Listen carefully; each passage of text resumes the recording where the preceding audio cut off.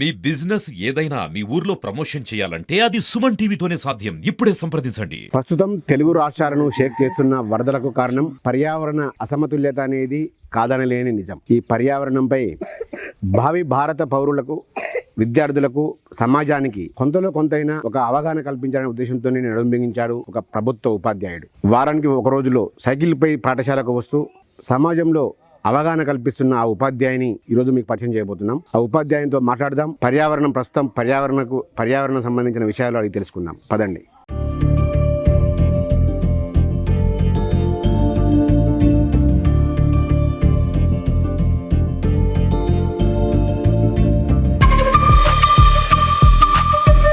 ప్రభుత్వ ఉపాధ్యాయులంటే స్కూలుకు వచ్చి ఏదో పాఠాలు చెప్పి జీతం వస్తే దాంతో సరిపుచ్చుకునే ప్రస్తుత తరుణంలో ఈ ఉపాధ్యాయుడు మాత్రం పర్యావరణ పరిరక్షణ కోసం పాటుపడుతున్నాడు.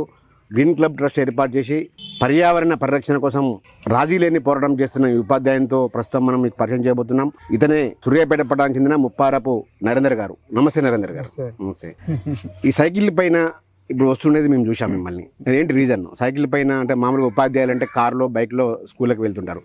మీరు సైకిల్ పై వెళ్ళడానికి కారణం ఏంటి ప్రధానంగా? ముందుగా పర్యావరణ పరిరక్షణ అంటే చాలా ఇష్టం. గత 15 సంవత్సరాలుగా వివిధ రకాలుగా పర్యావరణ పరిరక్షణ కోసం విద్యార్థుల్ని, ప్రజల్ని చైతన్యవంతులు చేస్తున్నాను. దాంట్లో భాగంగా మరి సూర్యాపేట పట్టణం నుంచి 8 కిలోమీటర్ల దూరం ఉన్న మా పాఠశాలకి ఈ సైకిల్ మీద రావడం వల్ల మరి సమాజంలో ఉన్న వ్యక్తులకి, విద్యార్థులకి ఒక అవగాహన కలుగుతుంది. మరి ఇక్కడ మనం పెట్రోల్ ఇంధనాలని ఎక్కువగా వాడి కాలుష్యం ఎక్కువగా చేస్తున్న పరిస్థితుల్లో మరి సమాజంలో మరి భూగోళం మీద పట్టి పీడిస్తున్న కాలుష్యం సమస్య నుంచి కొంచెమైనా కొద్ది ముప్పైనా మనం తప్పించుకోవాలంటే మరి ప్రతి ఒక్కరం దగ్గర దూరాలైనా కనీసం నడిచి వెళ్లకుండా ఇటీవల మరి బైక్లు, కార్లు తీసుకొని ఎంత దగ్గర దూరమైనా కూడా ప్రయాణిస్తున్నాం.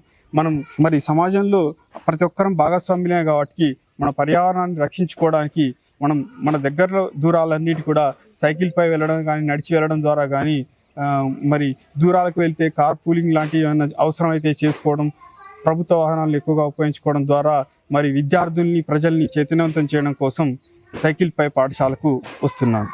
అంటే మీ టీషర్ట్ పైన పర్యావరణ పరిరక్షణలో గ్రీన్ క్లబ్ ట్రస్ట్ సూర్యాపేట ఉంది. ఏంటి దీని ప్రత్యేకత? మీరు ఎప్పుడు ఏర్పాటు చేశారు ఈ ట్రస్ట్? 2010వ సంవత్సరంలో మరి భూగోళాన్ని పట్టి పీడిస్తున్న సింగిల్ యూజ్ ప్లాస్టిక్ నిషేధం కోసం ఏదైనా ఒక సంస్థను స్థాపించాలనే ఆలోచనతో గ్రీన్ క్లబ్ ట్రస్ట్ని 2010వ సంవత్సరంలో స్థాపించుకోవడం జరిగింది.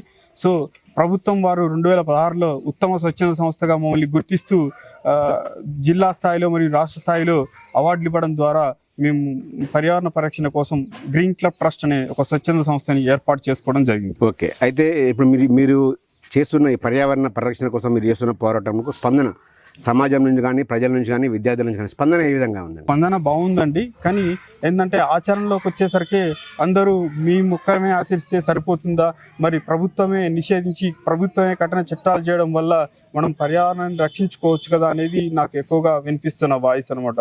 సింగిల్ యూజ్ ప్లాస్టిక్ వాడొద్దని ఎక్కువ మంది చెప్తున్నప్పటికీ కూడా అందరూ మరి తయారు చేసే దగ్గరనే దాన్ని బ్యాన్ చేయడం వల్ల సమాజంలో మరి సింగిల్ యూజ్ ప్లాస్టిక్ లేకుండా ఉంటుంది కానీ ఎక్కువ మంది నన్ను ప్రశ్నిస్తున్నారు. గత 15 సంవత్సరాల నుంచి కొన్ని వేల మందికి ఈ సమాధానాన్ని నేను ఎలా చెప్పాల్సి వస్తుందంటే, మనం వాడడం బంద్ చేస్తే వాళ్ళు అమ్మడం బంద్ చేస్తారు, వాళ్ళు తయారు చేయడం బంద్ చేస్తారు అని చెప్పి మాత్రమే నేను సమాధానం చెప్పుకోవాల్సిన పరిస్థితిలో ఉన్నాను. ఓకే. ఇంకో విషయము, ఇప్పుడు ప్రస్తుతము తెలుగు రాష్ట్రాల్లో వరదలు చూస్తున్నాం. మొత్తం కాలనీలో ఇల్లు అన్నీ మునిగిపోతున్నాయి. దీనికి కారణం ప్రధానంగా ఈ పర్యావరణ పరిరక్షణ అంటారు. ఆ పర్యావరణంలో వచ్చిన అసమతుల్యతే కారణం అంటారు? తప్పకుండా అండి, ఖచ్చితంగా. ఎందుకంటే మరి నిన్న టీవీలో, పేపర్లో మాత్రమే చూసి అయ్యో అనుకుంటాం, కానీ ఆచరణలోకి వచ్చేసరికి వెనకడుగు వేస్తుంటాము.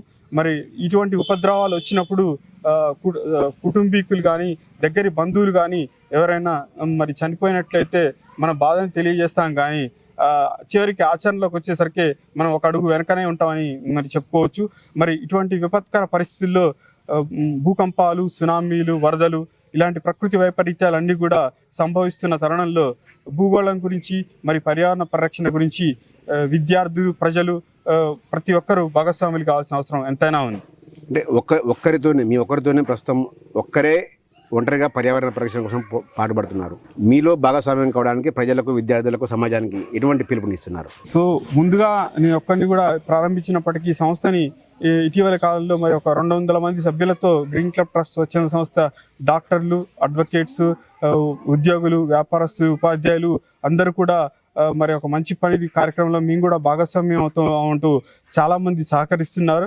మరి ప్రతి నెల కూడా గ్రీన్ క్లబ్ నుంచి ఒక గ్రీన్ ర్యాలీ అని చెప్పేసి ప్రతి నెలలో సూర్యాపేట పట్టణంలో నిర్వహిస్తున్నాం. దీంట్లో కూడా అందరూ డాక్టర్లు, వ్యాపారస్తులు, ఉపాధ్యాయులు కూడా పాల్గొని డోర్ టు డోర్ ప్రతి ఇంటికి కూడా కరపత్రాల ద్వారా మరి వివిధ రకాలుగా ప్రచారం చేస్తున్నాం. మీరు గ్రీన్ టీషర్ట్ వేశారు. గ్రీన్ టీషర్ట్ స్పెషాలిటీ ఏంటండి అసలు? సో ఒకటి పచ్చదనం అనేది మనకు ఆహ్లాదంగా ఉంటుంది. మనం చెట్లున్న దగ్గర ప్రాంతాల్లోకి వెళ్తే అక్కడ కాసేపు ఉండబుద్ధి అవుతుంది, చూడబుద్ధి అవుతుంది.